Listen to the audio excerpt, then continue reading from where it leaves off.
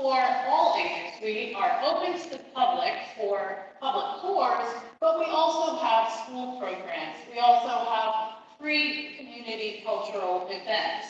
And so one of the things that I wanted to share is that I've put on the nick over there, we have an Easter egg hunt that is sponsored by Assemblyman Al Taylor, and that's going to be on March 23rd, so a week from today. And we also have paranormal programming. You might wonder what we're doing with that. We have a lot of ghost stories at the Morris Jamel Mansion, and so one of our most popular programs is our paranormal investigations. And we have a final paranormal investigation for this season because we only do it when it's dark enough and not very hot. So we will finish this season and begin again in the fall. But this flyer gives you $5 off anyone that wants to grab one. So you can try to come and see the paranormal, take part in the paranormal investigation at a discount. The other programming that I wanted to share is that we have a new audio experience that we are about to premiere. It is a production with Black Gotham Experience, focusing on Anne Northup. Anne was a cook at the mansion, and she was also the wife of Solomon Northup. And you may know Solomon's story of 12 years a slave. During the time that he was actually kidnapped, Anne came and worked at the mansion. She needed to survive and make a living with her 3 children, and so she was a cook for Eliza Jamel at the Morris Jamel Mansion in 1840. So that experience is going to be an audio experience about Anne's life. We also have a free concert series, and one of the ones coming up is the Harlem Cultural Crawl. We're going to have the Harlem Chamber Players playing music of the Harlem Renaissance on April 27th, beginning at 3 p.m. in front of the mansion, so that's outside and that is free. All of our outside experiences, whether it's a concert or a dance or a poetry reading, are free. So come on down to the Roger Morris Park, or come up, I should say, since we are above here at 160th and Edgecombe and St. Nicholas. Next slide. And this is just a very brief history of why our house has been kept as a landmark. It, as Wayne said, predates the nation. It was built in 1765, and George Washington slept there. He slept there during the Battle of Harlem Heights. It was his headquarters for the Continental Army. And so it is one of those Revolutionary War landmarks around the country. And we also, and this is part of another flyer, save a date over here for the George Washington dinner that we have every July. So next slide. Keep going. These are upcoming programs that we have this month. And so please do visit our website, morrisjamel.org, to see what we have coming up. Next slide. Keep going.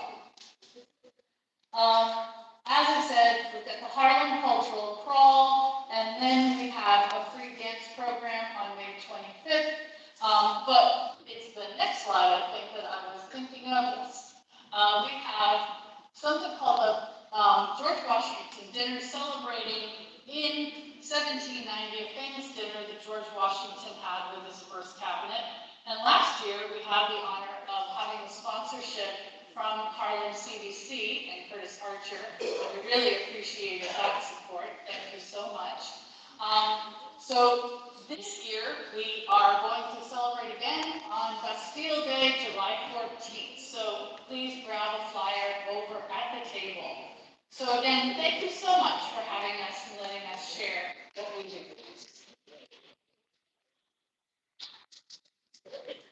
And let me just add that as a house that's 258 years old, that is a national landmark and a New York City landmark. Obviously, it takes quite a bit to keep it up, and we are in the process of undergoing a $10 million restoration, and we could not do this without the support of the elected officials who represent the area. Gail Brewer's been supportive, Mark Levine's been supportive, Robert Jackson, Al Taylor, the mayor's office. We continue to rely on the elected officials and the community to ensure that this building, which means so much to the community and means so much to the nation, is kept in a manner that is befitting its history and in a manner that makes it something that is asset to the community now and in years to come. Thank you. Thank you. And then we have Joyce Alwoody, the founder and president of the New York African Chorus Ensemble.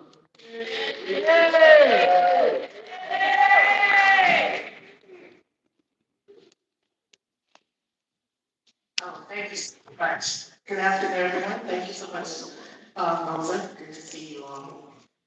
Somebody left their glasses here. Uh-huh.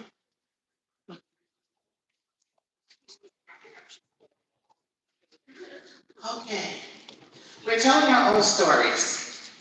Did you know that African spirituality were embedded in Negro spirituals such as Wade in the Water, or in poems such as Langston Hughes' The Negro Speaks of Rivers. So in February, that was the project that we presented in honor of Black History Month. If you want to know more about it, I'll tell you about it later on. Okay, second thing.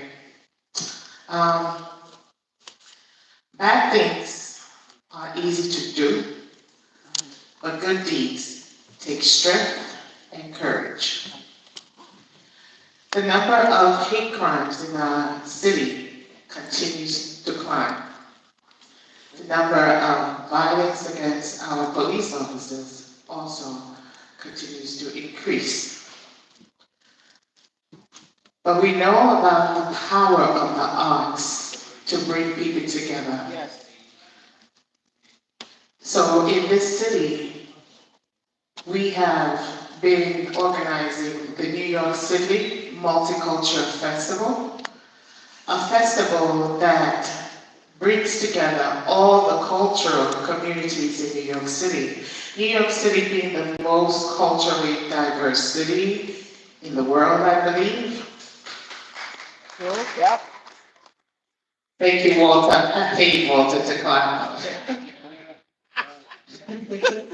So, we bring all the culture communities together to celebrate our cultural differences so that negative stereotypes can be broken down and people can have an opportunity to engage with our police officers in a peaceful and neutral environment.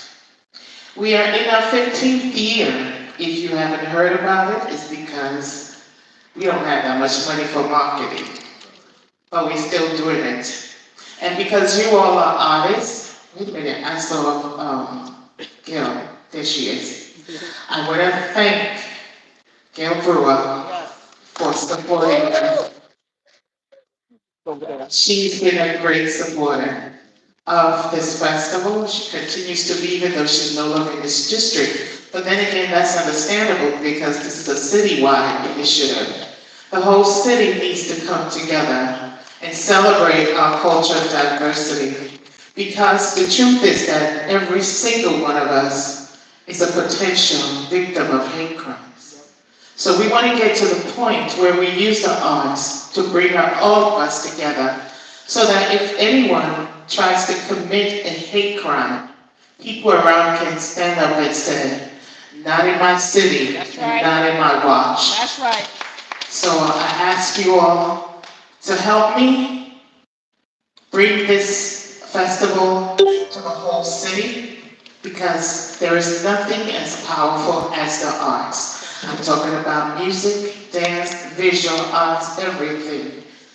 So that's there. Number 3, I also serve as the co-chair of economic development in Committee Board 9, and we are organizing a conference, a business conference titled Empowering Grassroots Entrepreneurs. This will take place April 27th.